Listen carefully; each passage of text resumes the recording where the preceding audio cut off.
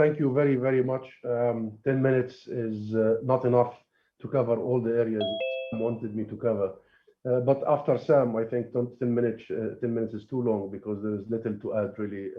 My good friend, Right Honorable Sam Terry, you have really captured the moment. And before I go into that, I would like to thank you for giving me the opportunity to be among so many friends.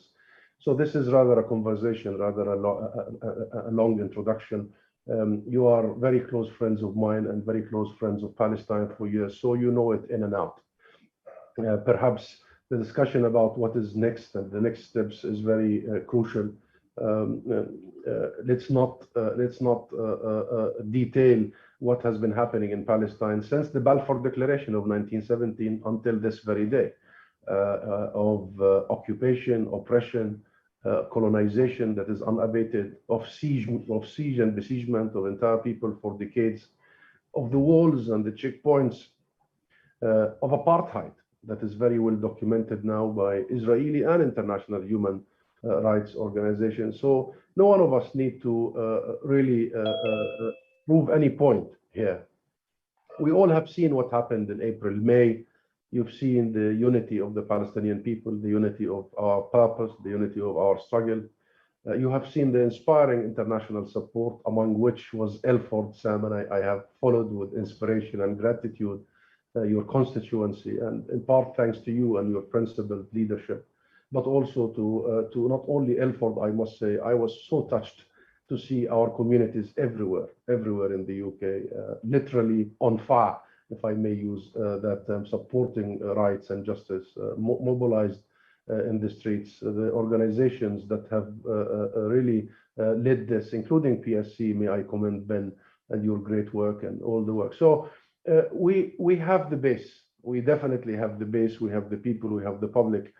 And I think the story of May, April is the story of the people of Palestine since the great strike of 1936, only a few years after the Balfour Declaration, and even before the 1948 war on us and the Nakba, the catastrophe. And since 1936 until now, we have a May after a May, an intifada after another, a revolution after another. We are a people that are very well rooted and ready and willing to put up the fight and the struggle. And still things go on. So May events end with all that huge international show of support, including in the beloved Elford. Yet the day after, Palestinians and Israelis, the Israelis go back to their normal life, to the Tel Aviv beaches, and the Palestinians go back to the occupation and the colonization, apartheid. It's almost a movie that we have seen many, many, many times. Have you seen the movie called Groundhog Day? It's that. And there is something that is majorly wrong in this equation. Of course, there are many things that we need to focus on, but there is something missing. Why is it that with all that struggle over 100 years, with all this global solidarity at the public level, we haven't been able to achieve our goals? And I think the one word that would describe the situation now, and I just have to convey to you that I was in Palestine in this summer. I spent a long time with my family and friends in the West Bank, in Gaza, in Jerusalem, inside the 48 areas. I can describe to you the mood as such. It's extremely angry, resentful, aware that there is no horizon. And I can assure you that the next confrontation is around the corner. It's just around the corner. Only this morning, there was a provocation in Al-Aqsa Mosque, in Haram al-Sharif, in Jerusalem, and you know the sensitivity there. Every single day, there's a new home being demolished, a new land being confiscated, a new child being arrested, a new young person being killed every day. So you've seen what happened with our prisoners and the collective punishment to their families. That was in itself enough to send the streets off, the public off to the streets. What is missing, my friends, is action, and particularly in the international community. For all these years, and as Sam started by describing the Oslo Accords, we have been stuck, I repeat that for the third time, stuck in a narrative and a discourse that has to do with the so-called peace process. So you hear every day, every morning, governments, including the UK government, we support the two-state solution. Hello, good morning. Okay, what next? We believe that the only solution that is good for the Israelis and the Palestinians is the two-state solution. Yeah, you told us this long ago, we know. But what actions are you ready to take to enforce this vision? None, nada. And when we, as a people, attempt to actually take action, we are prevented, we are obstructed, we are described as violent, aggressive. And guess what actions we take? All are legal. So what do we mean? Let's focus on this really missing link action. Number one is accountability. Simple word, accountability.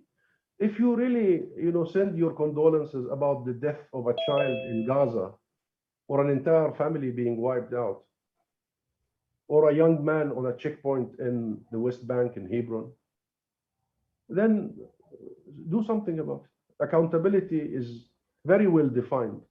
And that's why we decided to go to the ICC, International Criminal Court, because we thought the best way to bring about accountability is to use international fora, is to use international mechanisms, international legality, legitimacy, multilateralism, our will as a human family. And guess what, Sam? Who prevents, who blocks us? Who comes out with the letters, official, to say that we do not support Palestinian attempts at the ICC? It's key superpowers, international governments, including this one here. Prime Minister Johnson sent a letter to the Conservative Friends of Israel saying that they do not believe the Palestinians have the right to go to the ICC. Really? Where else should we go? What else should we do? What are you propagating exactly? When we went to the UN Human Rights Council just at the height of the May events, the UK voted against an independent inquiry of investigation. So the first thing which we have to make sure that we do, and I'm saying the UK because I am the ambassador to the UK, but other countries do the same. So accountability is something we need to think about, my friends, and we need to fight together to make sure that there is accountability. This culture of impunity has got to end. Without ending this culture of impunity in Israel that it has enjoyed since its inception, nothing will change. Nothing will change. Number two, consequences. Consequences. Sanctions. Products that are produced in illegal settlements are illegal. Illegal, not according to my law only, according to the British and international law. Very well defined. We've just got a UN Security Council resolution in 2016, December 2334, that clearly defines the illegality of the settlements, the illegality of the occupation. And the United Kingdom government voted for that resolution. What is confusing about it? What is not clear about the illegality of the land theft and the colonization and the stealing of people's properties and land in occupied territories? What is unclear about it? What's this mincing of words, labeling? Labeling what? Do you label ivory products? Or how on earth do you allow for settlers to visit the UK without visa? Illegal settlers, thieves. While Palestinians from Jerusalem or Ramallah or Gaza cannot come to the UK without a visa. So you give privilege treatment to illegal settlers, and you talk about consequences? Companies, United Kingdom companies, British companies that work illegally in these colonies in the occupied West Bank. And the United Nations has released a database outlining, listing these companies, including 3 mega British companies. These are the consequences. Weapons, arms. And Sam, this is a time when we have to stand very firm and say, stop telling us about Israel's security and Israel's right to defend itself. When children are being arrested and tortured, there is no security. There is no right of self-defense. The law is very clear here. When your bullet ends up in the bare body of a child, when your bomb lands on the heads of an entire family and wipes it out in the middle of the night, we support Israel's security. Every morning and every hearing. Anything that to do with Palestine, before they start talking about Palestine or Palestinians or rights, they have to qualify it first. Israel's security is absolute Israel's security. We don't have security. The third word here, after accountability and consequences, is protection. I think we've got to a point where the world has to foot its own responsibility. This isn't a conflict that was started locally. This is not a dispute between internal. This is not a civil war. This conflict was introduced by the international community, particularly this country, and has been sustained ever since then by international forces. Israel will not have sustained the illegality and the war crimes without the US direct subsidization of its war crimes. That's the truth. And therefore, today, to mince our words and to say we need to build structures and we need to work with the two, now there is something, Sam, in the parliament floating about the peace fund. I'm sure you have seen this. They want to bring Palestinians and Israelis together, so we talk as if the problem is talking. So we should love occupation while we are still under occupation. So again, we're going to go back to the time when, in fact, we want to find ways to beautify, to normalize the reality rather than end it and change it. We want to argue that the problem is that these people don't love each other. You see, we're wasting so much time, and we're going to see the movie again, the Groundhog Day again. And I believe that today, and you're going to hear something very officially very soon about this idea of protection. This is the time when the international community has to live up to its own responsibilities of providing direct protection to Palestinian people. This is their responsibility. Number 4, this is the time when we really push ahead to open up the space, enough stifling of the discussion, the conversation, the true conversation about Palestine. Enough.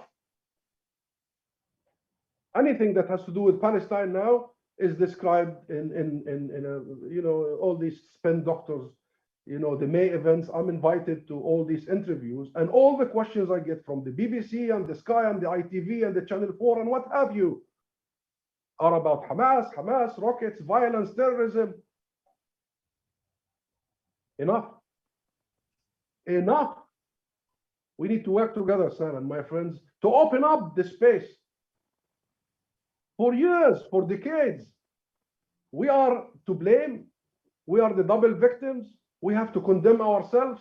It is about the reaction of Palestinians, not the action of Israel.